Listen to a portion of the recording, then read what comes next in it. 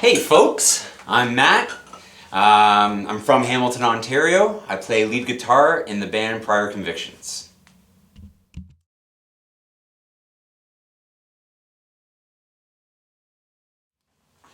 Well, I suppose my biggest influence would probably be my dad. Um, he played guitar, he played bass, he played all the instruments, and I remember being like at a really young age, 7 or 8, and yeah, watching him play the guitar. I think I can remember a time where I saw him at a gig, being like 5 years old. I couldn't tell you what bar it was, but I think it was a Halloween gig because him and my Uncle Dan, they were dressed like pirates. So I think that was probably my first show ever, seeing anything like that, and that, my dad, biggest influence on me.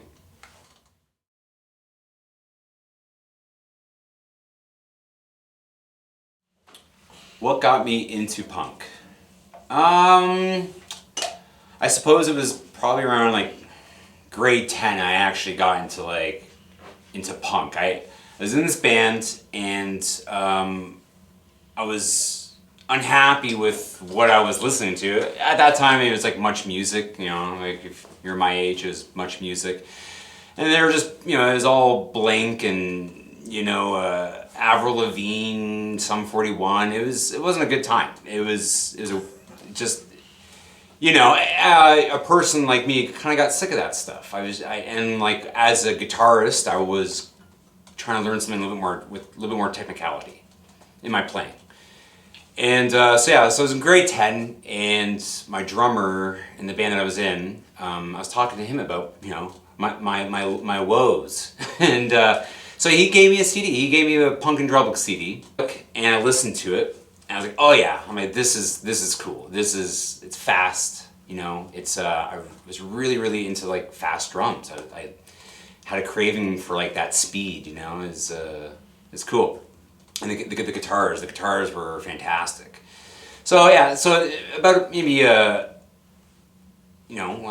had that CD for about 2 weeks, and this was the time of Napster as well. So I went on Napster and I got a few songs. And they threw a Less Than Jake CD at me as well. I'm bad with memory, guys, so bear with me. But it was a Less Than Jake CD, and that also got a little bit more perspective on ska and punk. And that's where I left. Not that I was even really with like the top 40 pop punk or anything like that, but I found something else. I found like, oh, there's this other side. It's like the side that nobody really talks about on the radio or on TV. So I felt like I discovered something kind of cool.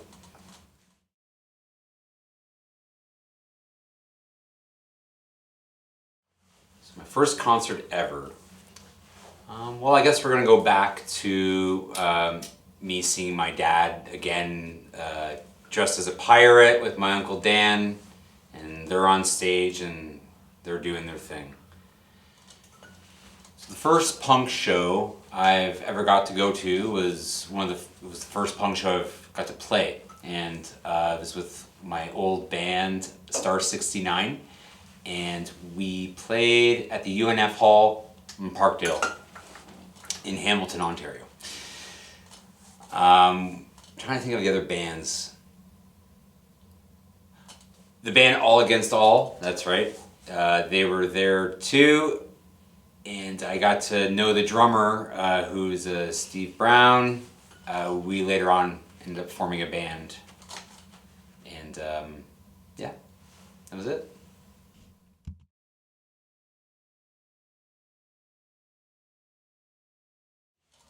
So some of my favorite shows. I remember when I was around 21, I went to this concert with my mom, and it was actually like a Beatles tribute band, and obviously it wasn't the Beatles, it was all these dudes, but they actually looked like them, they sounded like them, and they had the guitars and the fucking suits, and it was pretty awesome.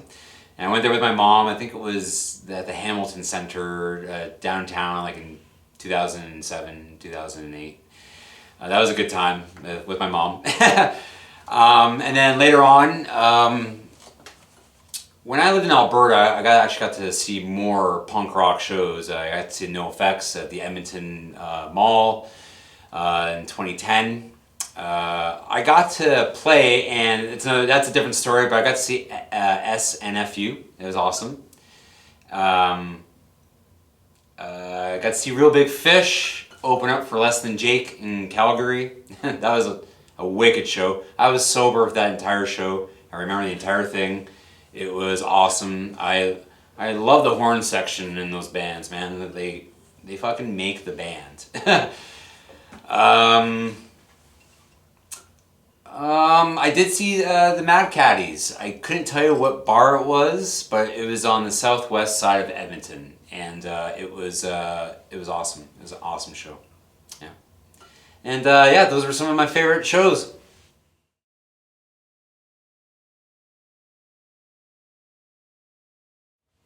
So the craziest thing that I seen at a show. So I did when I was at that NoFX show in 2010 at the Edmonton Mall. This place, like if you've never been, the concert hall is huge. It's an open concept. They got these giant 20-foot pillars, and stage is wicked awesome. The way it's set up, it's awesome. Anyway, so we're there. It's obviously packed. Teenage Bottle Rocket were before them. They were awesome too.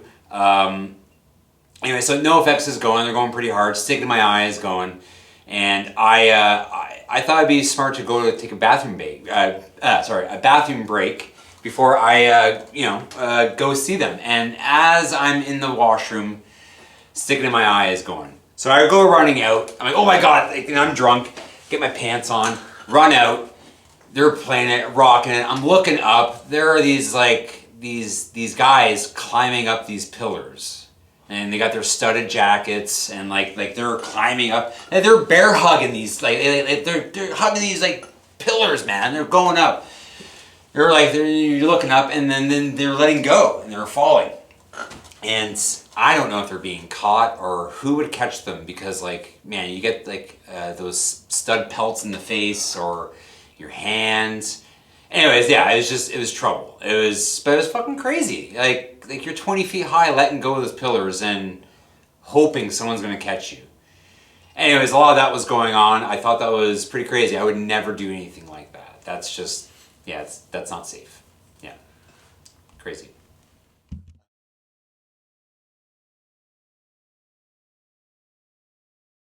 So rundown of my past and current band. Okay, so I guess one of the first official bands I was in was it was called Star 69. That name. A couple years later, I was in a band called Susie Halls. That went for about a year and a half. It sucks because being that age and not really having all that kind of money and not really knowing anybody that could record you or anything like that, you really couldn't. We never had anything on recording, basically, so I couldn't even listen to the music that we wrote, but it was pretty sweet.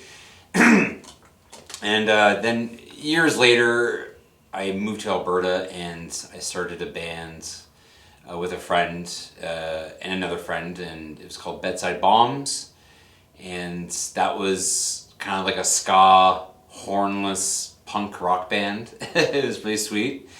It was fast. It had all the ingredients, and vocals weren't that great though at the time. Vocals, my singing was, well, it's not even that great now, but it was worse. It was worse. After that, I was in this cover band briefly. We're called Saved by the Bell, and we did cover songs of No Use for a Name, some Social Distortion. It was all just kind of our favorite, our own personal favorite punk bands, and it was a lot of No Use for a Name. The guy that was the bassist, he had a good voice too, and he could hit the higher notes, so Yeah, we did like Coming Too Close and some of, yeah, No Use for Names, maybe a little more popular stuff, but still fucking good. Really good time. And from that cover band, I joined another band called Abandon All Hope, and I was their guitarist for about a year, I think. I did a 4-song EP with them, and then I ended up moving back to Ontario. That band, I things got a little mixed up, but I ended up leaving that band and moved back to Ontario.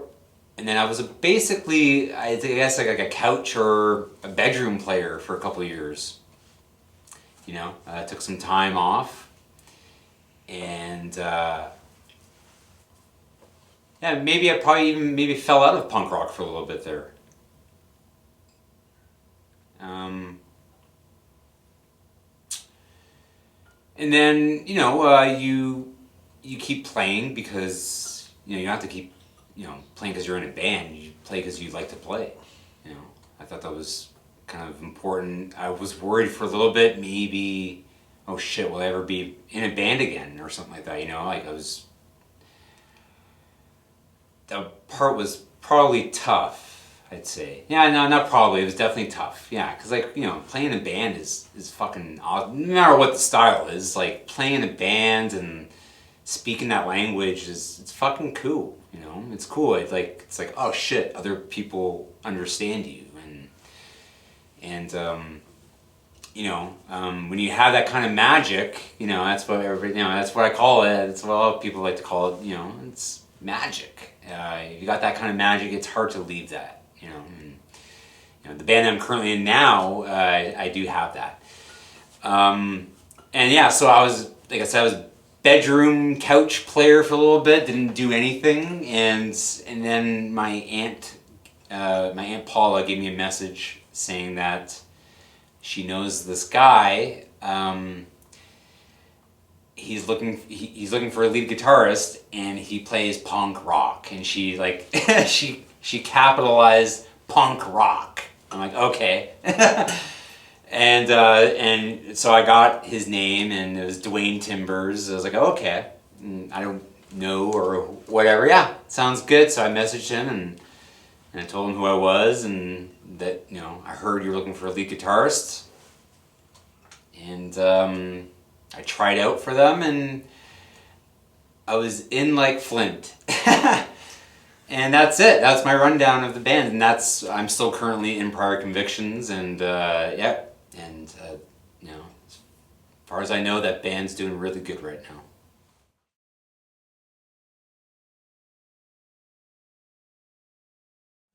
What do I like most about being a musician?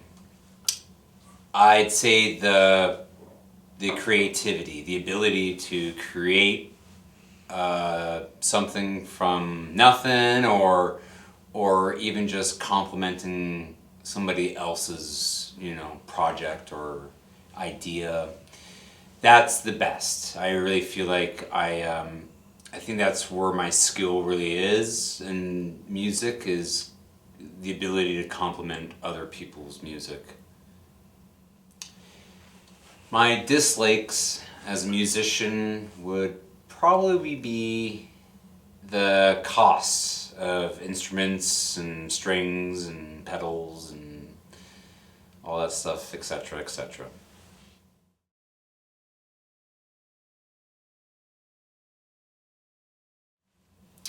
What's my favorite food? That would be Captain Crunch cereal.